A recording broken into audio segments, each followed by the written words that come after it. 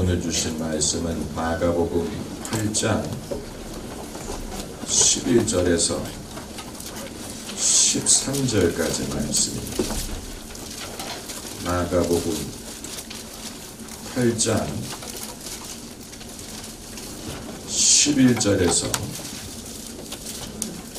13절까지 우리 함께 읽겠습니다.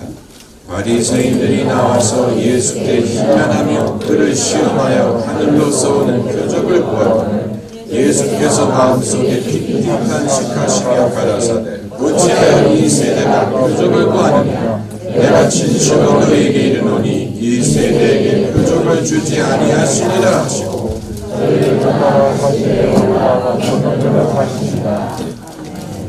아멘.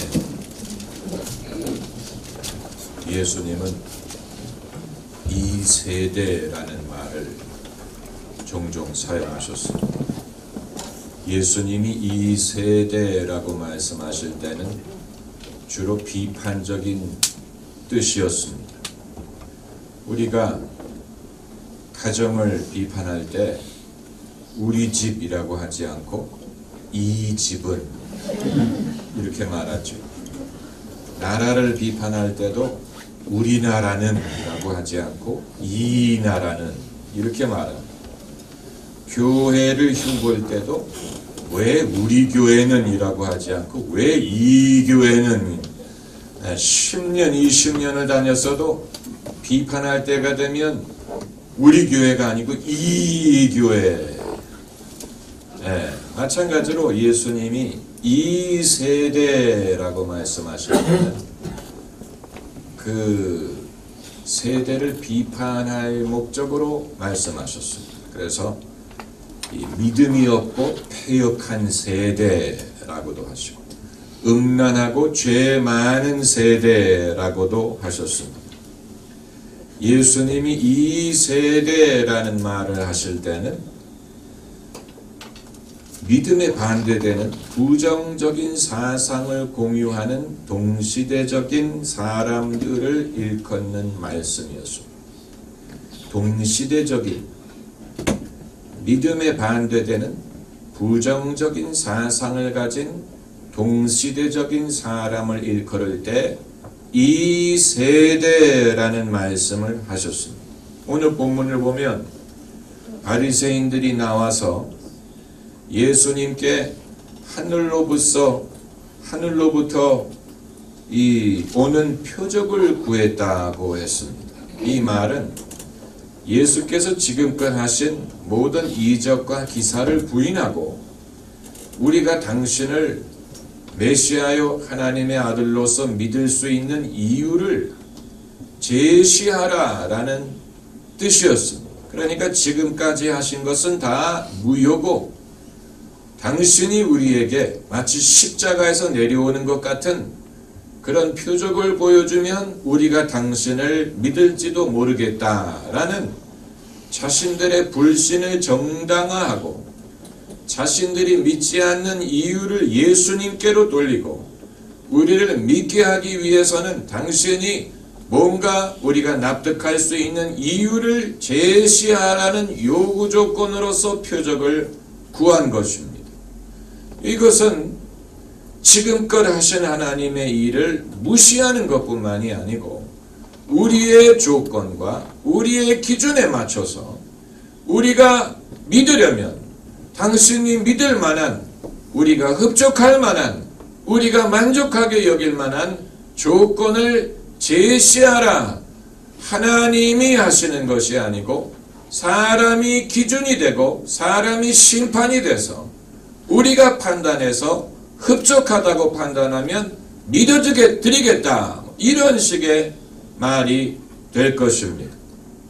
이전에 빌리 그레함 목사님이 설교하실 때 예화를 들기를 어떤 젊은이가 이 내기를 하기를 하나님이 정말 계시다면 내가 하나님에게 1분의 기회를 드릴 테니까 1분 안에 나를 벼락으로 쳐서 죽이라 이렇게 내기를 걸었다고 했어요.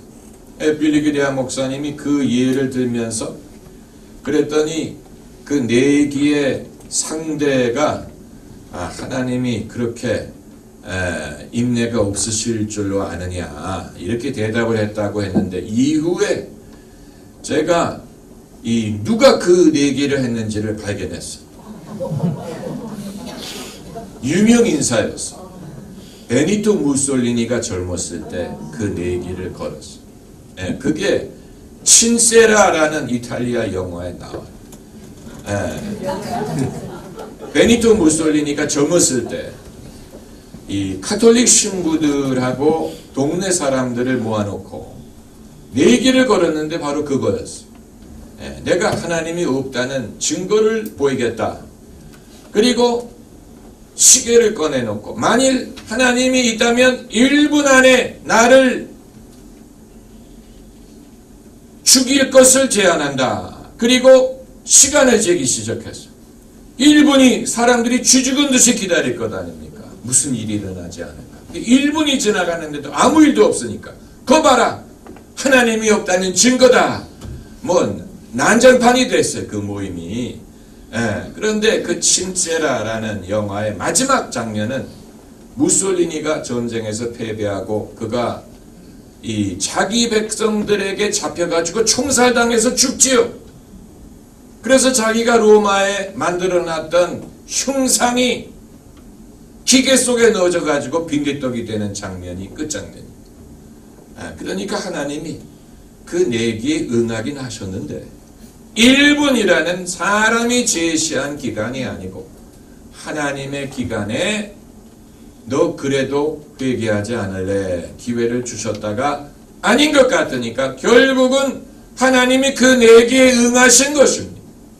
그래서 젊었을 때 내기할 때는 사람들 보는 앞에서 잘난 척하고 그렇게 했지만 결국 베니토 무솔리니는 자기 백성에게 붙들렸어. 남의 나라가 아니에요. 자기 백성이 그를 싫어하고 무솔리니가 시작한 전쟁을 반대한 사람들이 자기 민족이에요.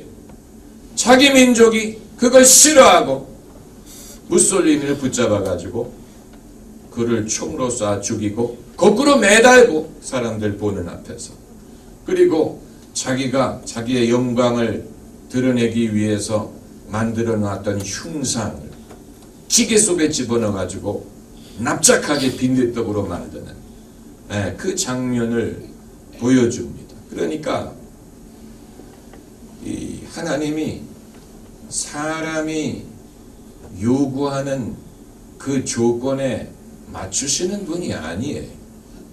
내가 만족할 만한 그런 표적을 보이면 내가 그걸 보고 믿을지 안 믿을지를 정하겠다. 이런 식으로 사람의 말에 말려드실 분이 아니에요. 그러니까 예수님에게 표적을 보여달라고 끊임없이 요구했던 이 사람들은 예수님이 부활하신 후에도 안 믿었을 것입니다. 예수님이 나는 요나의 표적 이외에는 너희에게 보일 것이 없다. 요나가 사흘밤 사흘낮 물고기 뱃속에 있었던 것처럼 인자도 사흘밤을 사흘낮을 땅속에 있어야 하리라. 이것은 당신의 죽음과 부활을 말씀한 것인데, 예수님이 바리새인들의 말을 들으실 때 탄식하셨다. 12절에 예수께서 마음속에 깊이 탄식하시며 가라사대 어찌하여 이 세대가 표적을 구하느냐. 내가 진실로 너희에게 이르노니 이 세대에게 표적을 주시지 아니하리라 하시고, 주시지 아니하리라 경어를 쓰는 것을 보면 하나님 아버지께서 표적을 주시지 않을 것이다 라는 말씀으로 보입니다. 각 세대마다 인간의 편벽함으로 인하여 하나님께 그릇된 것을 요구하고 그것이 그들로 하여금 예수님을 믿게 하는 게 아니고 오히려 예수님을 힐난하고 실족하게 만드는 것들이 있습니다. 이 시대, 예수님이 살고 계시던 그 동시대 사람들이 구했던 것은 표적이었습니다. 그들은 표적을 구하고, 예수님은 어찌하여 이 세대가 표적을 구하느냐? 내가 진실로 말하노니 표적을 주시지 아니하시리라. 그러니까 그들이 구했던 것을 하나님이 주시지 않으리라, 이렇게 말씀하신 것인데,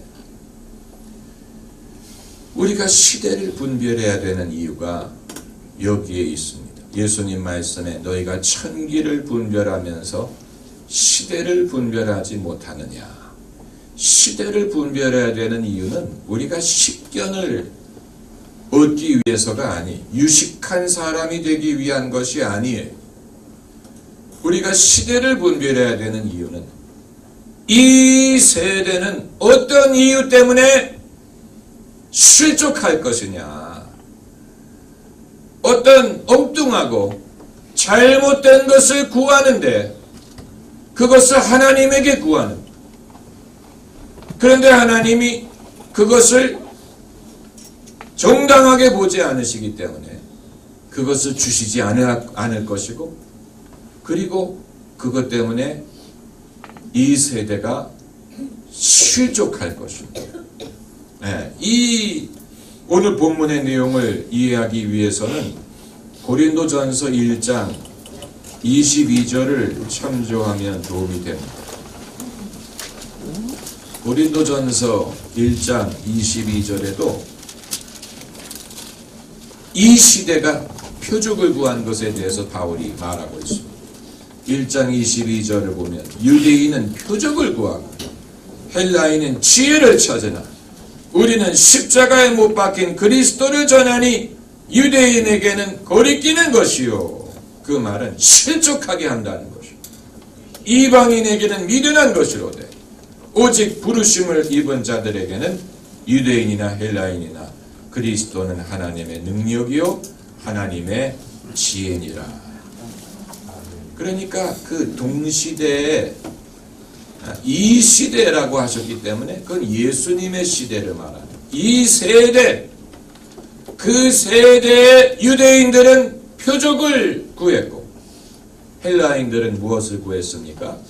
지혜를 구했어요. 그런데 하나님은 무엇을 주셨습니까? 십자가에 달린 예수님을 주셨어요. 이것이 유대인에게는 거리끼는 것이었어요. 그 말은 실족하게 만드는 것이었다. 받아들이지 못하는 사람들이 많았다는 얘기. 그들의 마음에 흡족하지 않았다는 얘기. 그들이 원했던 것은 표적인데 하나님은 연약하게 십자가에 달려 죽으신 예수님을 주셨기 때문에 자기 기준에 맞지 않으므로 유대인들이 넘어졌다는 얘기, 실족했다는 얘기. 헬라인들은 표적을 구한 것이 아니고 지혜를 구했어요. 그러니까 같은 시간대지만 민족에 따라서 구하는 것이 달랐다는 얘기입니다. 유대인들은 표적. 그래서 예수님에게 표적을 보여달라, 표적을 보여달라 계속 요구한 것인데 예수님은 이 악한 세대가 표적을 구한다라고 거부하셨죠. 근데 헬라인들은 필로소피, 지혜를 사랑한다는 말에서 철학이란 말이 시작된 것처럼 헬라인들은 지혜를 추구했다는 얘기. 그러나 십자가에 달린 예수 그리스도는 유대인에게는 연약한 것이었고 헬라인에게는 미련한 것이었지만 오직 부르심을 입은 자들에게는 유대인이나 헬라인이나 그리스도는 하나님의 능력이요 하나님의 지혜니라. 복음서와 바울 서신이 완벽하게 이 싱크되는, 일치하는 면을 여기서 발견할 수 있는 것입니다. 마가와 바울이 책을 쓰기 전에 머리를 맞대고 의논하지 않았을 텐데, 그러나 마가도 예수님이 이 세대가 표적을 구하는도다 라고 탄식하셨던 거죠. 사도 바울도 유대인들은 표적을 구하나 우리는 십자가에 달린 그리스도를 전한다 라고 동시대 사람들이 구했던 것을 하나님이 주지 않고 오히려 그들이 구했던 것 때문에 예수 그리스도를 믿는데 걸림돌이 되었다라고 말하는 것입니다. 우리가 시대를 분별해야 되는 이유는 각 세대가 잘못 생각하고 있는 것이 무엇인지를 알아야 되고 분별해야 되고, 그래서 이 세대는 잘못된 것을 구하지만 하나님이 그것을 주시지 않을 것이다 라는 것을 알 수 있기 위해서입니다. 지금 우리가 사는 이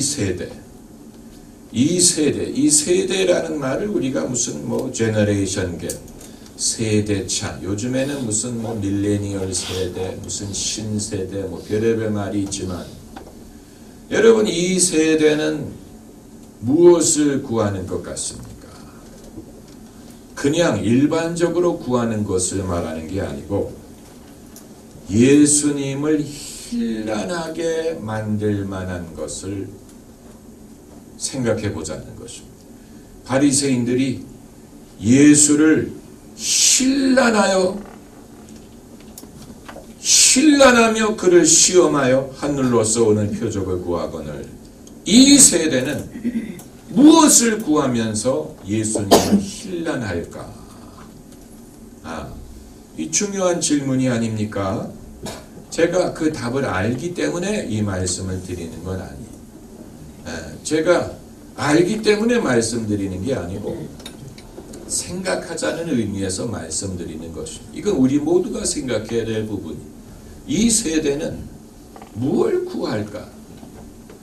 과거 2000년 전에 유대인들은 표적을 구했는데 예수님이 거부하셨던 것처럼 이 세대는 무엇을 구하는데 그것이 예수님을 믿도록 도움을 주는 게 아니고 오히려 예수님을 믿는데 걸림돌이 될까?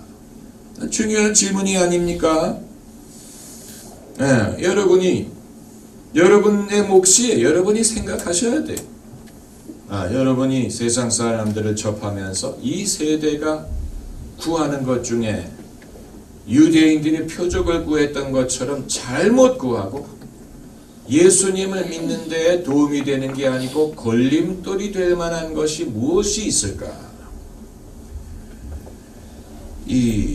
한 가지 생각할 수 있는 것은 정치적인 오름이 거기에 포함되지 않을까, 이런 생각을 합니다. 정치적인 오름, PC라고 부르죠. PC, Political Correctness, 정치적인 오름. 이 말은 아직 대한민국 사회에는 그렇게 크게 알려지지 않았지만 다양한 사회, 미국이라든가 유럽처럼 다양한 사회에 사는 사람들이 누구를 언짢게 할 만한 말을 정치적으로 옳지 않은 것으로 규정하고 그런 말을 타부시하고 그런 말을 피해야 된다고 암묵적으로 요구하는 것, 그걸 말합니다. 예컨대 여러분 미국 같은 나라에서는 크리스마스 때 메리 크리스마스라는 말을 공적으로 사용하는 것을 기피한다는 사실을 아십니까? 크리스마스란 말이 크라이스트, 예수님, 그리스도라는 말이 들어있다는 이유 때문에 기독교라는 특정 종교를 부각시키는 것은 정치적으로 옳지 않다. 그렇기 때문에 해피 할러데이라고 말할지언정 크리스마스, 메리 크리스마스라고 말하면 안 된다. 이것이 정치적인 오름의 한 예. 그래서 요즘에 크리스마스절이 되면 정치인들이나 사회 유명인들이 메리 크리스마스라고 인사하지 않습니다.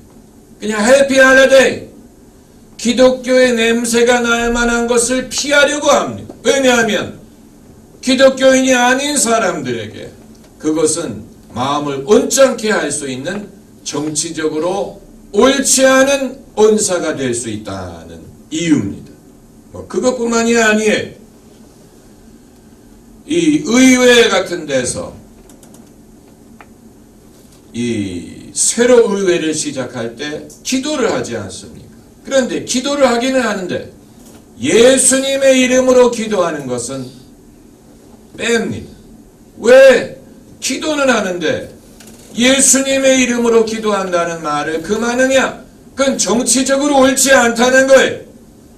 기독교의 하나님에게만 기도하는 것처럼 보여서는 안 되고 모든 종교를 가진 사람들이 다 받아들일 수 있도록 신에게 기도를 하지만 예수님의 이름이란 말은 언급하는 것은 정치적으로 옳지 않다. 이게 정치적인 옳음. 여기에는 여러 가지 이 형태가 있습니다. 다양한 민족이 섞여 살기 때문에 어느 한 그룹에 언짢은 감정을 줄 만한 언어라든가 이런 것을 금지하고 암묵적으로 그것을 피하고 이것을 이제 정치적인 옳음이라고 부르는데 문제는 정치적인 옳음을 추구하는 것이 예수님을 전하는 것을 가로막는 것뿐만이 아니고 사람들이 예수님을 제대로 믿지 못하고 거부하게 되는 이유가 될 수 있다는 사실입니다. 만일 여러분 예수님이 2000년 전에 정치적인 옳음을 추구하셨다면 죄를 지적하지 못하셨을 것입니다. 왜 그렇습니까? 그건 사람의 죄를 지적하는 것은 사람의 마음을 상하게 할 가능성이 있고 그건 사회의 어떤 부류에게 언짢음을 줄 수 있기 때문에 정치적으로 옳지 않다. 죄를 말하지 말아라. 사랑만을 말해달라. 사람이 들어서 언짢을 만한 그런 언어를 사용하지 말아라. 그건 옳지 않은 것이다. 죄를 지적한다. 사람의 어떤 구체적인 죄를 지적하는 것은 그건 옳은 언사가 아니다. 종교를 말하려면 하나님의 사랑, 하나님의 용서 그런 것은 우리가 용납하지만 죄를 지적한다. 회개를 촉구한다. 이런 것은 우리가 듣고 싶지 않다. 그러니까 여러분 정치적인 옳음의 사상이 어떤 쪽으로 흘러가고 있을지를 이해할 수 있게 해주는 부분인 것입니다. 여러분 예수님이 만일 정치적인 옳음을 추구하셨다면 예수님이 말씀하신 것 중에 반 이상을 말씀하지 못했을 것입니다. 왜냐하면 예수님의 말씀 중에는 들어서 거북한 말씀, 불편한 말씀들이 많기 때문에 그렇습니다. 사람의 위선을 지적하는 것이라든가 종교인의 위선이라든가 너희가 주여 주여 하는 자마다 천국에 들어갈 것이 아니다라는 말씀이라든가 너희 손이 너를 범죄케 하면 찍어버리라 이런 것은 옳지 않은 사람들에게 거부감을 주는 말일 수 있기 때문에 예수님이 그런 말씀을 하지 못하셨을 것입니다. 듣고 싶은 말만 하라는 거예요. 듣고 싶은 말. 지금 이 세대 기독교가 욕을 먹는 이유 중에 하나. 기독교가 왜 그 수많은 종교 중에 종교를 다 거론할 필요가 없죠. 불교, 힌두교, 뭐 이슬람, 뭐 유대교, 뭐 그 이외에도 얼마나 많은 종교가 있는지 몰라. 그런데 그 많은 종교 중에서 유독 기독교를 비판하는 이유, 그 이유는 뭔지 아십니까? 예수 안 믿으면 지옥 간다는 말이다. 사람들이 거부하는, 정치적으로 옳지 않다고 보는 거예요. 천국만 말해다오. 지옥에 대해서는 말하지 말아다오. 그런데 재미있는 것은 지옥을 안 믿는 사람들도 예수 안 믿으면 지옥 간다는 말을 싫어해. 안 믿으면 고만이지. 지옥이 없다고 믿으면 염려할 필요 없겠네. 그러나 안 믿으면서도 싫어하는, 그런 말 하지 말라는 거예요. 예수 안 믿으면 지옥 간다는 말을 싫어. 그렇기 때문에 기독교를 싫어하고, 그 중에서도 복음주의 기독교를 싫어하고. 그 선거철에 미국의 기독교인들에 대해서 말할 때 여러분 복음주의 기독교라고 구체적으로 말하는 것을 발견하실 것입니다. Evangelical Christians. 그래서 이번 대선에는 복음주의 기독교의 표가 누구에게로 갔느냐, 그들이 신문을 자세히 읽어보면 기독교인이라고 말하지 않고 복음주의 기독교인이라고 구체적으로 말합니다. 참 재미있어요. 그 말은 복음주의 기독교가 아닌 사람들은 정치적으로 별로 영향력이 없다는 얘기고, 복음주의 기독교인들이 공유하는 성격이 있다는 말입니다. 복음주의 기독교인들이 공유하는 성격. 그런데 제가 미국에서 살면서 경험한 것은 미국 사람들이, 공부 많이 한 지성인들이 제일 동네북처럼 때리는 종교가 복음주의 기독교예요. 제가 맞아봐서 알아요. 뭐 손으로 맞은 건 아니지만 그 핍박받는 입장에 있어봤기 때문에 알아요. 그래서 제가 늘 궁금하게 생각했어요. 유대인들도 많구만. 뭐 일반 복음주의가 아닌 전통적인 장로교, 감리교, 뭐 성공회 교인들도 많더구만. 왜 복음주의만 욕을 하냐? 그 이유는 딱 하나. 예수 안 믿으면 지옥 간다고 말합니다. 그게 싫다는 거예요. 정치적으로 옳지 않다는. 그 말은 복음주의가 아닌 기독교인들은 지옥을 말하지 않는다는 뜻입니다. 네. 그들은 뭐라고 가르치는 전 관심도 없고 들어보고 싶지도 않아요. 그러나 빤히 예수를 믿으면 좋지만 안 믿어도 신실하게 살기만 하면 결국 다 구원받을 것이다 라고 가르칠 겁니다. 그렇기 때문에 인기가 있는 거예요. 근데 인기는 있는데 사람들이 그런 교회를 가느냐? 안 가요. 왜냐? 못하러 갑니까? 안 믿어도 된다는데. 못하러 갑니까? 그렇잖아요. 네. 안 믿어도 구원받을 수 있다는데 좋아는 하지만 그런 교회 안 가요. 가나만 하죠. 못하러. 저라도 안 가겠네. 네? 기독교를 믿으면 좋지만 안 믿어도 돼. 그 사람들이 안 믿죠. 그러니까 그런 전통적인 교단들은 벌써 몇십 년째 멤버들이 주는 거예요. 교회가 줄어요. 문을 닫고 그래.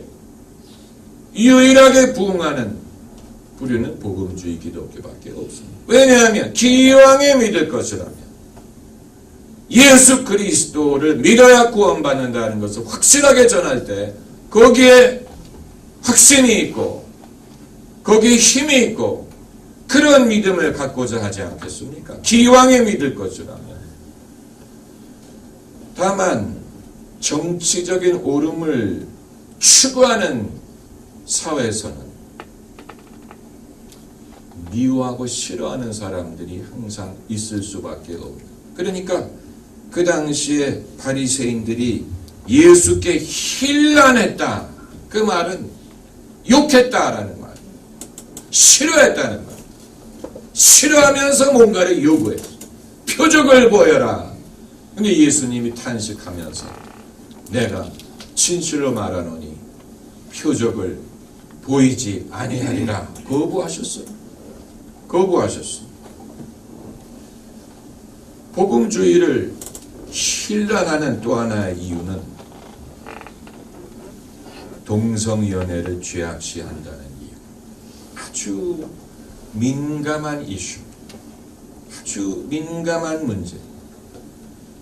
근데 문제는 성경이, 신구약 성경이 동성애에 대한 하나님의 입장을 분명히 밝히고 있는 상황에서 성경을 하나님의 말씀으로 신뢰하는 사람들이 어떻게 하라는 얘기입니까? 그 말씀을 무시하라는 얘기입니까? 그 말씀을 부인하라는 말입니까? 그건 하나님의 말씀이 아니다, 이렇게 하라는 얘기입니까? 어떻게 하라는 것인지 도대체 알 수가 없어. 그러나 소위 정치적인 옳음을 주장하는 사람들이 말하는 것은 복음주의가 동성연애를 반대하기 때문에 젊은이들이 교회를 떠나간다는 거예요.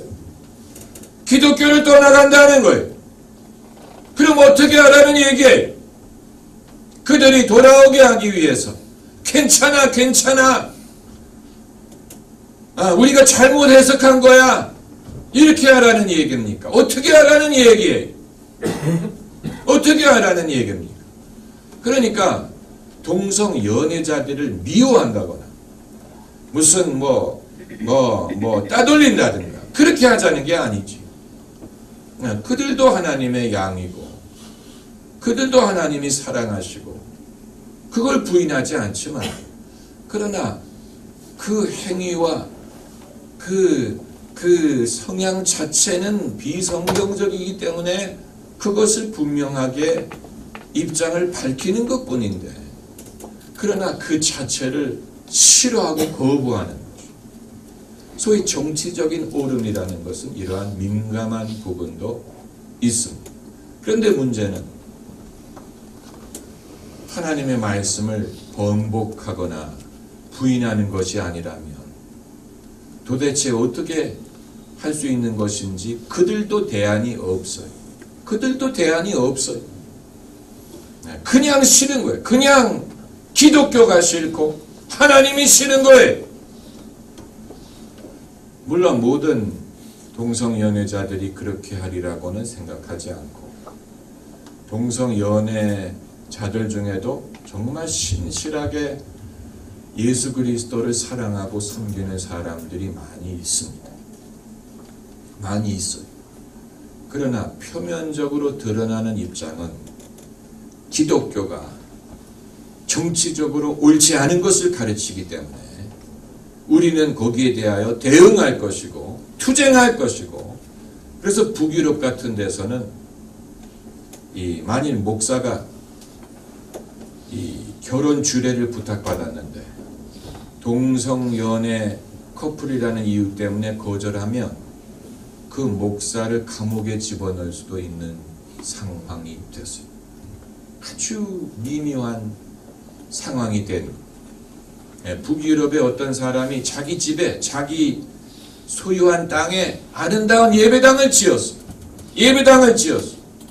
그런데 어느 동성연애 커플이 와서 내가 여기서 결혼을 하고 싶다 그랬어.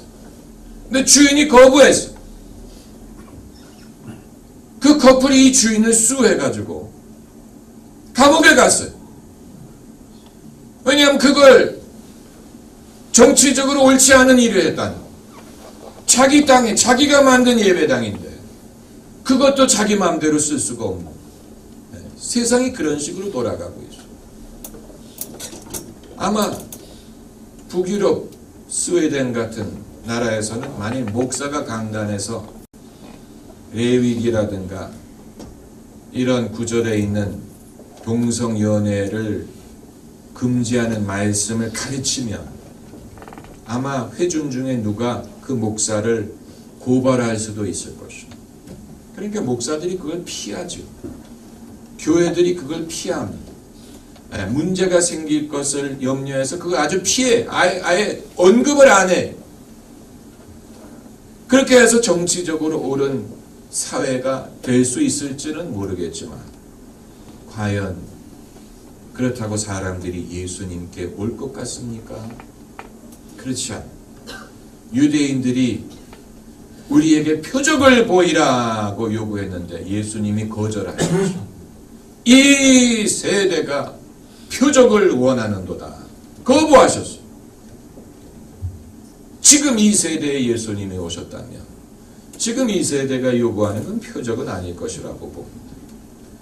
예수님에게 요구하는 것을 말하는 거예요. 예수님에게 뭘 보여달라고 하는데 예수님이 거부하실 것이 분명히 있습니다. 대한민국은 아직 정치적인 오름 단계까지는 가지 않았고 아마 대한민국 사람들이 예수님께 늘 달라고 하는 것은 이제 기복적인 요소일 겁니다. 복을 달라. 늘 기도만 하면 무슨 늘 사람들이 구하는 거 있잖아요. 예수님이 그래서 한국 사람들을 늘 이것만 구하더라. 너희들은 어떻게 항상 이걸 졸업을 못하고 늘 기도만 하면 늘 똑같은 그 밥에 그 나물이냐. 예수님이 이제 여기까지 그게 차가지고 아직은 아닐지 모르겠지만 조만간 이 세대는 이것을 구하나 주시지 아니하리라 라고 말하는 때가 올 수도 있어. 아직은 여기까지 찼을 주님이 아마 기다리고 계시는지도 몰라요. 언제까지 하나 한번 두고 보자. 지금까지는 주님이 참으셨는데 기다려도 대한민국의 기독교인들은 변함이 없이 늘 메뉴가 달라지지 않으면 아마 주님이 주시지 아니하리라 이렇게 하게 되면 이제 대한민국의 교회 붐이 거품이었다는 사실이 드러날 수도 있습니다. 거품. 우리끼리는 그런 말을 하고 싶지 않죠. 우리는 그걸 자랑스럽게 생각해요. 대한민국을 봐. 유럽은 교회가 문을 닫고 기독교인들이 줄어들고 그러나 대한민국을 봐라. 대한민국의 이 부흥하는 교회들을 봐라. 그래서 BBC 방송에서 한국에 취재를 하러 왔어요. 여의도 순복음교회 그 예배 실황을 취재해 가지고 갔어요. 그걸 제가 봤어요. 인터넷에서. 이 시대의 기독교의 모습 그러면서 이제 유럽에 문 닫는 교회들을 취재하고 대한민국의 이 대형 교회를 취재했어요. 그 PD가 예배 드리는 장면도 나와요. 아마 이 통역하는 걸 들었겠죠. 그런데 그 PD의 얼굴을 보니까 감동을 받는다든가 이런 식으로 하나님을 찾는 백성이 있구나 하고 그런 놀라는 그런 눈치가 아니고 약간 떨떠름한 그런 눈치. 그러니까 이해를 못하겠다는 그런 표정. 우리는 벌써 옛날에 영국은 벌써 옛날에 세속 국가가 됐는데 도대체 대한민국은 왜 아직도 이렇게 신앙을 갖고 있을까? 약간 의아해하는 그런 표정을 저는 캐치했어요. 만일 유럽인들이 대한민국의 다수의 기독교인들이 어떤 식으로 신앙생활을 하고 뭐 때문에 그렇게 열심을 내는지를 알았다면 거품이라고 판단했을 것이죠. 저거 거품이야. 왜 그러느냐. 이 기독교의 행태를 그대로 유럽으로 가지고 가면 유럽 사람들이 그걸 보고 감동을 하는 게 아니고 코웃음을 칠 거예요. 이거 우리가 다 옛날에 해봤던 거야. 그리고 우리에게 더 이상 안 먹혀.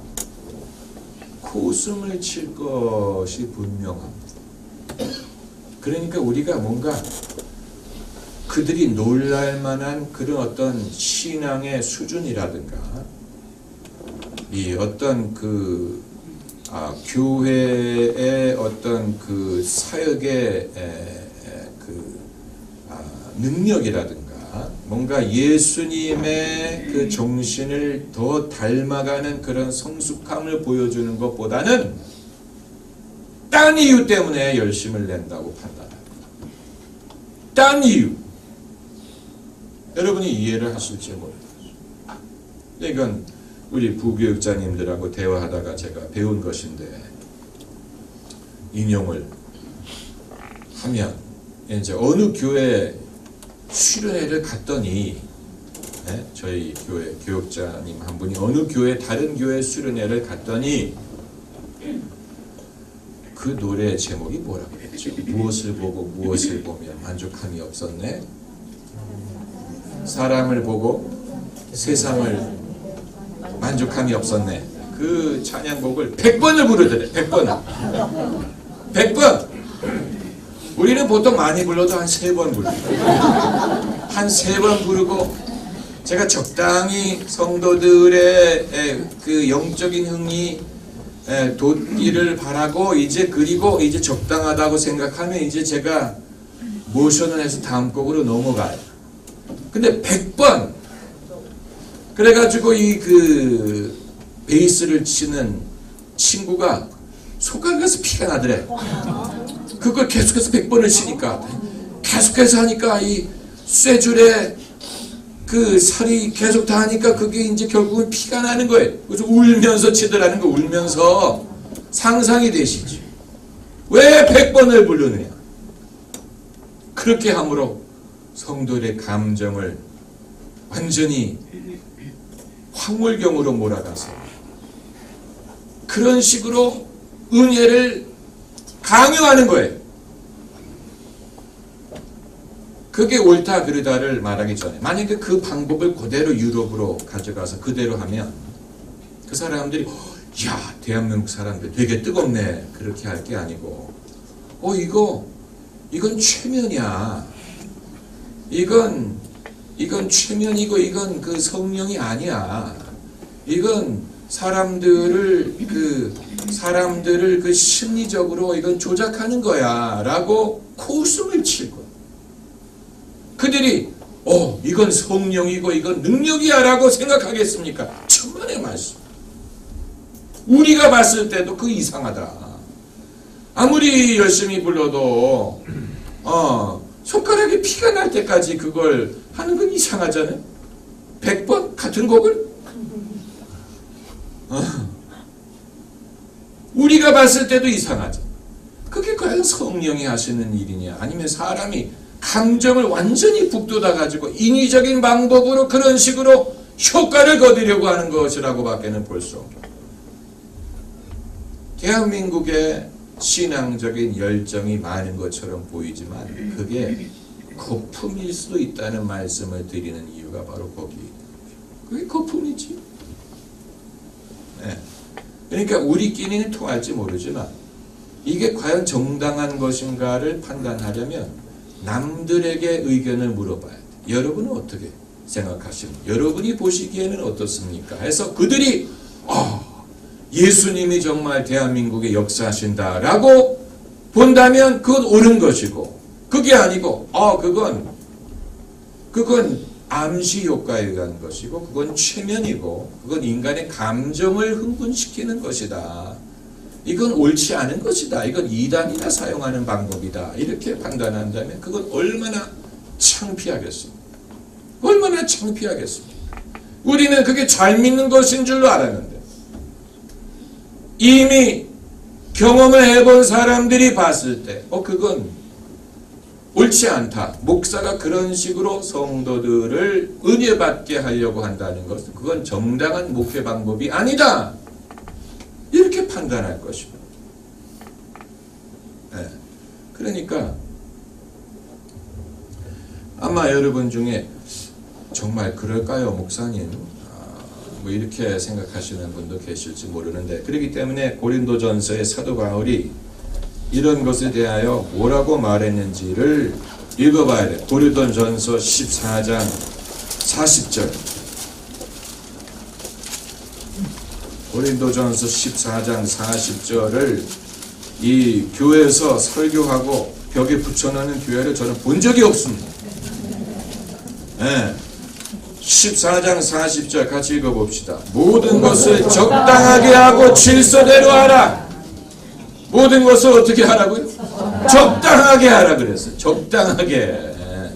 예언을 하든 방언을 하든 뭘 하든 적당하게 하라는 거예요. 적당하게. 제발 좀 오버하지 말아라. 그 사도 바울이 예언도 3-4시 하고 나머지는 분변할지니라 그랬어요. 그러니까 한 예배 시간에 예언도 너무 많이 하지 말라는 얘기예요. 3시나 4시나 하고 숫자까지 됐어. 그게 적당한 레벨이란다. 적당한 레벨. 우리는 아니 적당히 믿다니요. 죽을 때까지 믿어야죠. 아니 그렇지 않아. 사람이 오버하게 되면 성령을 떠나가지고 인간의 감정과 인간의 정서로 빠져버려요. 아주 위험한 것이죠. 그래서 모든 것을 적당하게 하고 상식적인 거예요. 상식적인 거예요. 저희 애한테 물어보세요. 저희 애가 아직 어리고 우매하지만 그래도 이건 알아요. 이게 적당한 것인지 상식적인 것인지 딱 보면 알아요. 목사의 자식의 그 프리미엄이 없는 게 아니에요. 딱 보면 지 애비가 하는 목회가 기준이. 그래서 우리 교회만한 데가 별로 없다. 뭐 이런 말을 하지 않나. 아빠만한 설교를 듣기가 어렵다. 뭐 이런 아주 기특하지 않습니까? 효자가 따로 없어요. 그렇다고 뭐 아빠의 설교를 듣고 주여 뭐 손들고 내가 옵니다 뭐 이런 건 아직 하는 걸 보지 못했지만 말은 하지 않지만 속으로 생각하는 게 있는 녀석. 그 제가 저희 아이를 위해서 많이 기도하고 염려한 것을 여러분도 아실 텐데, 참고로 저희 아이가 이제 영국에 대학을 시작해서 얘가 교회를 갔으면 좋겠는데 뭐 교회를 찾기가 오죽 어렵습니까? 여러분도 교회 찾는 게 쉽지 않다는 걸 아시지요? 한인교회를 찾아봤더니 딱 한 군데가 있는데 가는데 1시간 이상이 걸려요. 거길 가라고 할 수도 없고. 그래서 이제 제가 캠퍼스에 있는 크리스찬 서클을 찾아봤어요. 그래서 봤더니 월요일, 뭐 금요일, 토요일에 모인대. 그래서 저희 아이에게 이런 날 모인다고 하니까 한번 가봐라. 그렇게 했는데 이 녀석이 가서 교회 봉사까지 하기 시작하고 주일 저녁에 젊은이들이 한 300명 정도 모인다는 교회를 다니기로 했다는 거예요. 얼마나 감사한지 몰라요. 자기가 스스로 연결이 돼가지고 그 교회에 먼저 그 노숙자들 봉사를 하러 다니기 시작해서 그 노숙자 봉사를 하기 전에 이제 기도를 하려고 기도를 하면서 내가 세상에 빛과 소금이 되게 해달라고 기도를 했대. 자기가 빛과 소금이 돼서 나로 말미암아 사람들이 기뻐하게 해달라고 기도를 했는데, 봉사를 시작하기 전에 목사님이 성경 구절을 읽는데 너희는 세상의 빛과 소금이다라는 성경 구절을 읽는데 그러니까 놀라가지고 이건 우연의 일치일 수가 없다. 은혜를 받은 거야. 놀란 거예요. 그래서 이제 주일 저녁에 이 젊은이들 300명이 모인다는 교회를 다니기로 했다고. 그러니까 이게 애비가 강요해서 될 수 있는 일입니까? 강요한다고 될 수 없는 일인데 전 참 감사해. 할렐루야. 얼마나 감사합니까? 그런 식으로 마음의 평강을 얻고 또 신앙의 신앙의 동기가 생기고, 그리고 주변에 예수 믿는 친구들이 있으니까 교회를 알게 되고 가게 되지 않겠습니까? 그것도 참 감사한 일이죠. 그런데 그러니까 저희 아이가 이 올바른 것을 떠나가지고 오버하는 것을 보면 귀신같이 알아요. 그거 분별해. 이거 이상하다. 그거 알아요. 이건 좀 이상하고 오버하는 것 같고 아무리 봐도 아닌 것 같다. 그러니까 분별력이 있는 것이죠. 우리에게도 이런 분별력이 필요합니다. 그러니까 봐서 내가 정확하게 이유를 설명하기는 어렵지만 이상하다. 마음에 편치 않다. 그게 분별이에요. 이미 분별하는 거예요. 이상하다. 마음에 안 든다. 분별하는 거예요. 분별이 대단한 게 아닙니다. 벌써 자연스럽게 하는 것이 아닙니까? 우리 성경 구절 한 구절을 더 보고 로마서 12장 2절 로마서 12장 2절